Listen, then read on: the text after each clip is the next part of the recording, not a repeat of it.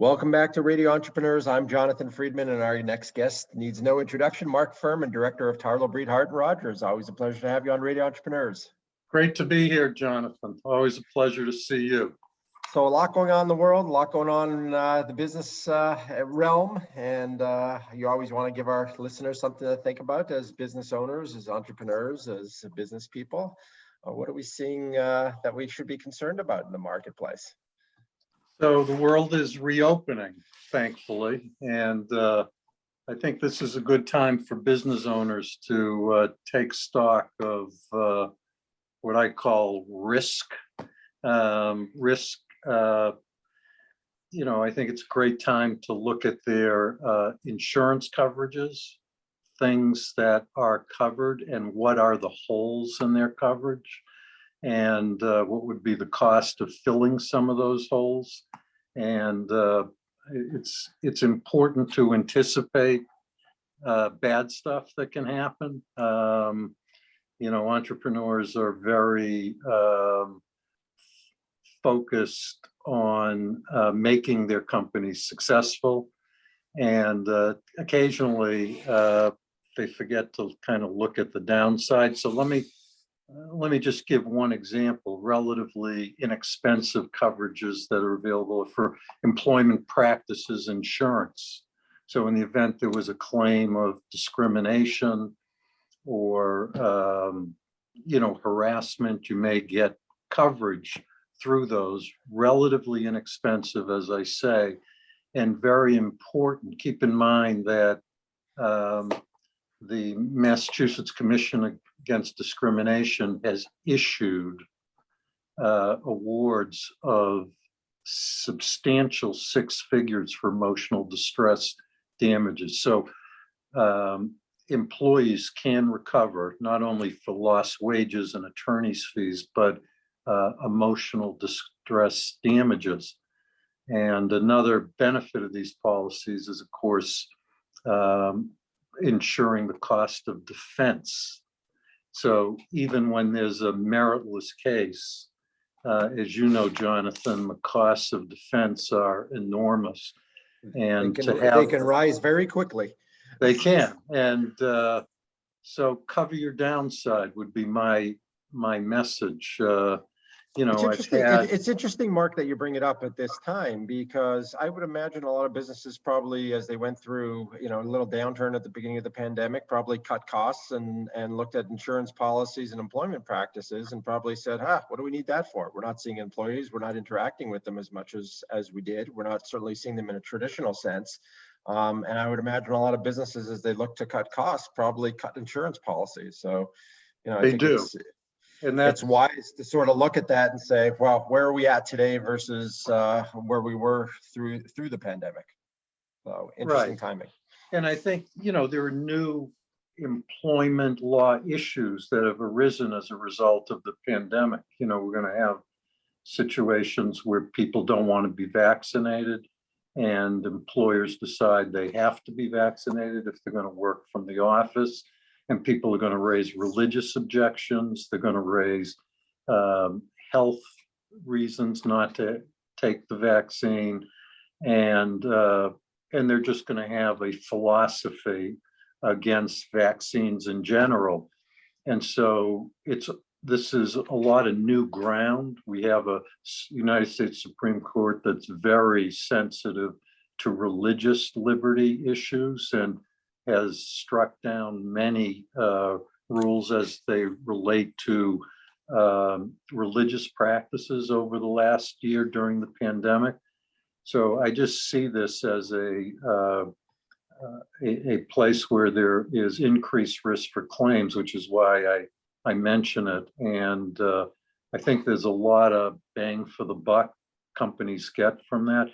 I've seen in prior circumstance where maybe there are recessions, that as employers look to cut costs and they focus on insurance, and so I've had cases where manufacturers, for example, cut out product liability coverage, and then a catastrophic injury or death occurs and they don't have any coverage for it because it's based upon it would be covered by a product liability policy. So, So I think a good message that you point out, Mark, is sort of to go through that checklist of insurance that you may have historically had, and through the pandemic may have cut either eliminated or cut back on, and establish, do a full review and establish whether or not your coverages are adequate for where your business is at today.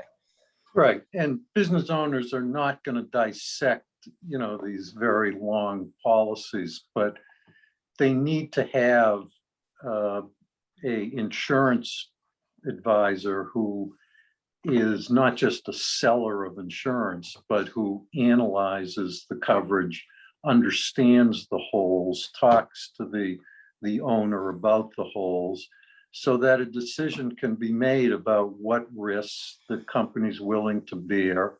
But you don't want to bear a risk that is going to destroy what you've spent years, if not decades, building. And, death claims are an example of, or catastrophic injury claims are an example of, claims that can really bankrupt the company if they're not adequately insured. And in a time of decreased revenue and challenges, particularly in certain sectors, hospitality, retail, an emotional distress award with back pay, front pay, attorney's fees that gets you in the 7-figure range can be terrible for companies. And some of the employment laws, you don't end up with a corporate shield, meaning the owner can be personally liable for under certain employment laws, such as the Wage Act, which requires mandatory triple damages and attorney's fees and personal liability as well as corporate liability. So I don't want to pour cold water on growth and the excitement of building a business, but step back and just consider, your downside and whether you're adequately protected. So another always a good suggestion, and insurance always seems like a lousy investment until you need to use it. Exactly. So another issue is, maybe take a look at the terms and conditions under which you sell products or buy products. This is another really overlooked area because people assume everything is just boilerplate, but it's not. It determines, let's say you buy a product, you have your terms and conditions and the seller has their terms and conditions. Which one controls? Well, there's a gazillion cases about how all that works, and smaller companies typically don't pay attention to that. But those terms and conditions and which ones control determine, in the event there's a problem, how it gets resolved, arbitration or litigation. They can include waiver of jury trials. It can decide whether if you're in Massachusetts, you're going to have to litigate in California or Arkansas instead of in Boston. And they're going to decide which law applies, and the law is not the same in all 50 states. So this is an area where lawyers can help, taking a look at, talking to them about your business, the risks, and whether there's anything that can be done in terms of terms and conditions. I see terms and conditions that were put in place around the time a company started or within a year or two after. Now it's 25 years later, and they're operating on the same terms and conditions. And they haven't done a revisit. They haven't done an analysis of No. where they're at. And I think it's So- a really good point in light of the pandemic as well, as people may have shifted their marketplaces. Their geographies may have changed. They may be selling to clients that they weren't prior to the pandemic selling to. So always sage advice, always good guidance, Mark. You know, you always bring us something topical and something that business owners can use very practically speaking. Mark, Furman, if people want to get in touch with you and discuss, you know, how they might mitigate risk and various contracts and agreements that they have in place, what's the best way for people to reach out to you and to make sure that you're on the team? I can be reached at 617-218-2025. That's my direct line, or at mfurman, Furman,